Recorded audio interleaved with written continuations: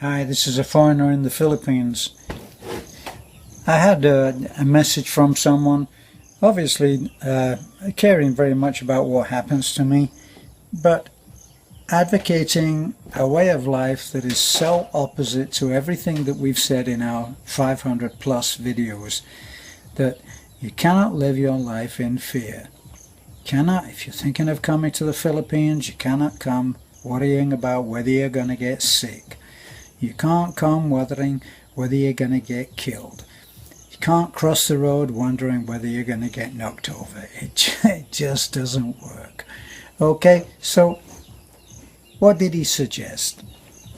He suggested that if people find out that we are doing what we're doing, that we have access to subscribers who will send money, they will be knocking on our door and begging for money and putting their case, which of course will be fictitious. It will be a fictitious case because we're going to be conned, aren't we?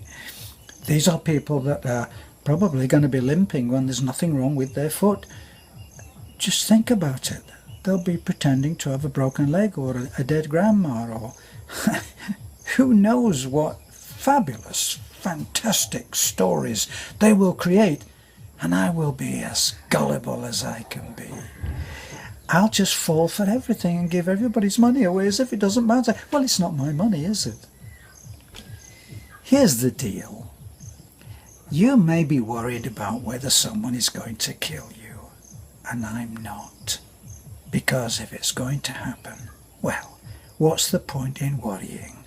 If someone is going to bust in the door right now and shoot me, shall I put the camera down and get ready? I don't think so.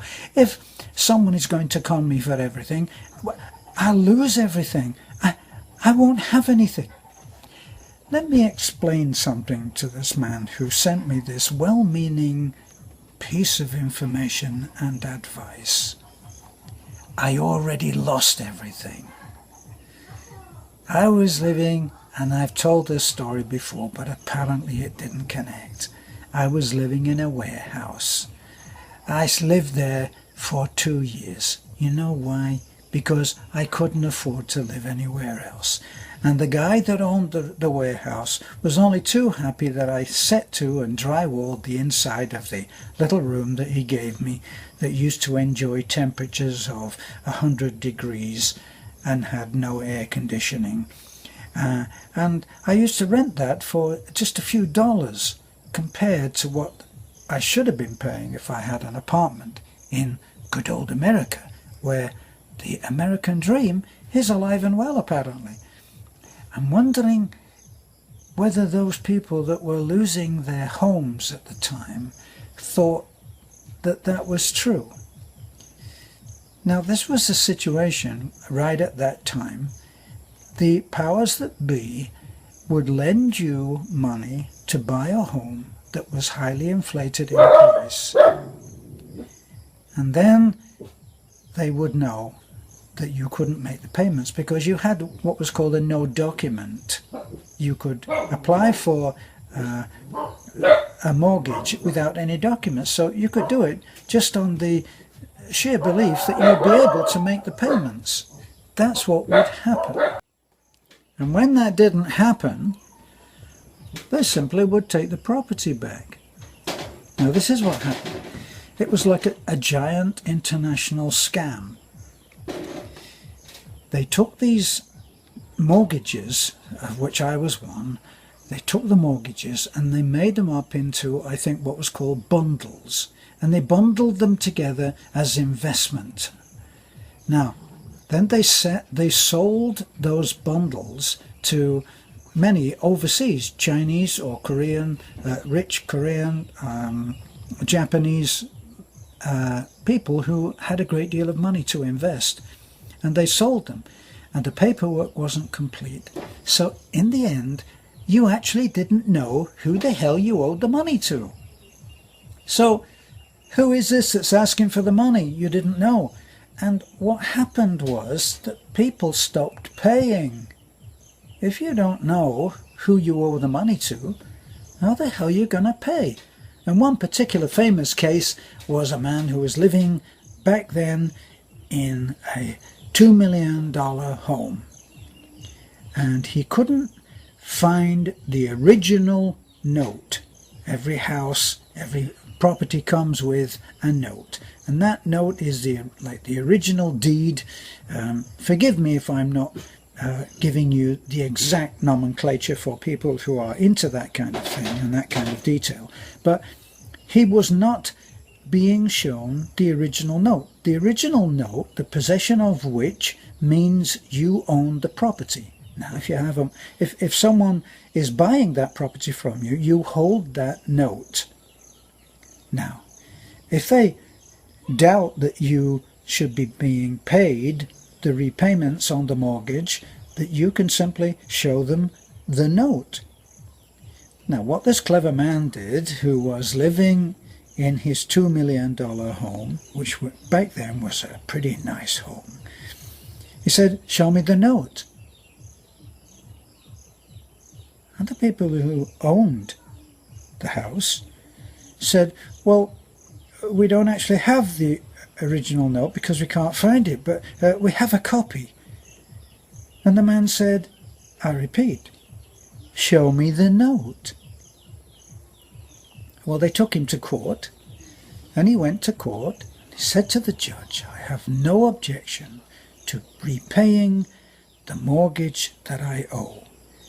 I just want to be sure that I am paying it to the one who owns the house. Show me the note." And the judge said, "You know what?" And I'm paraphrasing here. "I agree with you." And he said to the people that were taking him to court, "Show him the note." And they said, "Oh, well, Your Honour, it just so happens that we can't actually find the note because of some little mistake in keeping the paperwork, and we haven't been able to find the note, but we have a good copy." Now, when they were asked to produce the original note, they were unable to do it. So the judge said, in an unexpected, uncharacteristic action, said, "Off you go, find the note and come back, and we'll make this man pay what he owes. Meantime, sir, why don't you go home and get ready to pay as soon as you see the note?" And that formed a precedent in some parts of the country at least. And people started to say, "I want to see the note." And of course, they'd been bundled up like a package full of receipts that were out of date, and they'd been sold on willy-nilly before the paperwork was really completed, and oh, the paperwork will follow, and we have a copy of this and a copy of that, and it all got kind of messy. Right, that was one aspect of what happened with the real estate. Now, when I tried to salvage my own situation, I went to the mortgage owners, the ones that had loaned me money, and I said, "Look, I just need a bit of help here. Could you let me off for 2 months just to let me recover, and then I'll be back and I'll be fine?" The manager said, "You know, I would love to. That would make total sense." I said, "Look, I have excellent credit, and I'm trying to keep it, sir. I just need 2 months or maybe 3 months, and I'll be fine." "No, I can't do that, sir." "Why not?" I asked him. "Well, because what has to happen is you have to stop paying, and then after 3 months it goes into collection, and then the collection department will handle it from there, and you will deal with the collection department." And I point out to him, "Well, doesn't that mean that my credit will be in shreds by that time, and I will be in default?" "Well, yes, it does, and I agree with you, but there's nothing I can do. Those are my instructions." Now, here's the final thing on that. So I stopped paying. Then, with all of the mess up that happened over several years, I was listening to the radio. I stopped paying, except that I just sold a pretty nice piece of sculpture that I'd made for a company in Chicago, and I got paid, and I made a big payment of nearly $4,000 to save my credit. And that's when all of this started coming about. So what happened was that payment was a waste. I shouldn't have paid that payment because it was never intended to let me recover. That wasn't part of the plan. The plan was that I would default on my mortgage. The insurance would have been paid by, I believe, the insurance companies to the mortgage company, so they wouldn't lose. The insurance companies have already had their money, so it's like everybody's winning except me. And it just got to stink. So I stopped paying when I listened to a radio program where a woman had said that she couldn't make the payments, and in all honesty she had no right to live in a house that she couldn't make the payments on. So she put the keys under the mat and left. And 4 years later she passed the house and it was empty. Nobody living there. They hadn't sold it. Nothing had been done when she inquired. And she mentioned that to the person who was running the radio show. I said, "What do you think?" He said, "Go and have a look. If the keys are still under the mat, move back in. And don't pay. And wait." And when I heard that, that's what I did. I stopped paying and I waited. I tried to negotiate with the mortgage company. "Why don't you let me? We now know that the house is not worth what I'm paying because everything around, for miles around, has now bombed. So why don't we negotiate a new deal at a price that makes some sense?" "No, we can't do that, sir. No, we can't do that. And you can't do it." They wouldn't deal with me, and I had other friends who tried to do the same thing. They wouldn't deal with them. So I had a house which I'd paid $150,000 for, and had been valued at 280 something thousand, and I was making payments now, or would have been, on a house that was only worth a fraction of that. And some of the best legal advice I could get was, don't pay, walk away. You will have to walk away. Meantime, wait until they come knocking on the door. And that's what I did. And I stayed there for 2 years, trying to negotiate with them. "Why don't you give me the house and let me pay at a reasonable amount?" No, they wouldn't do that.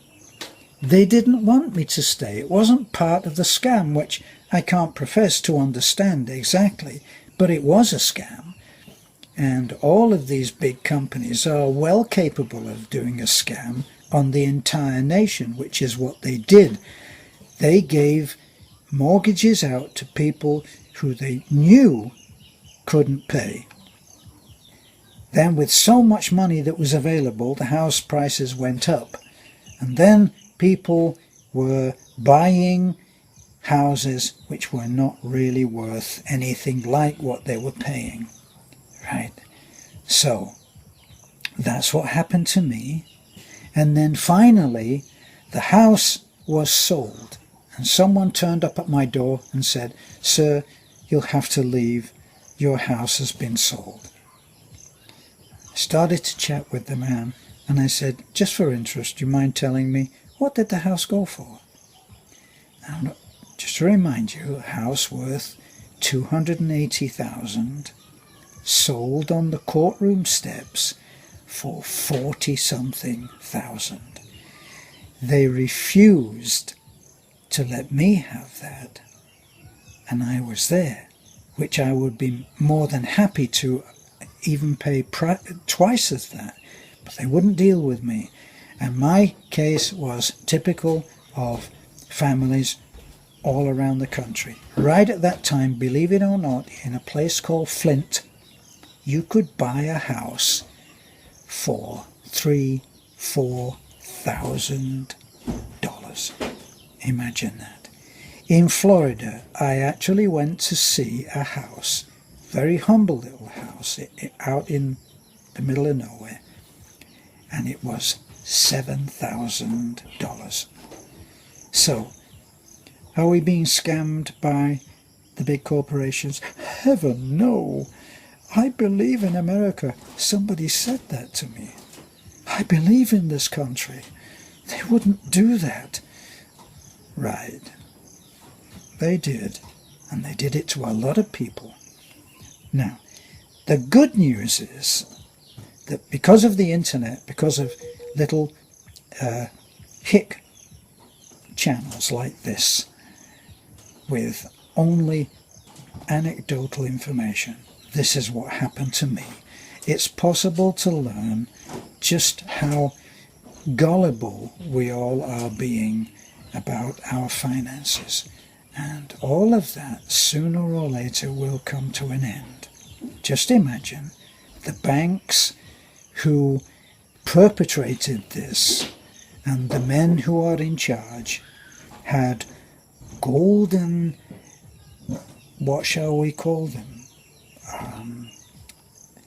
I think that they said that they were rewards, bonuses for good performance.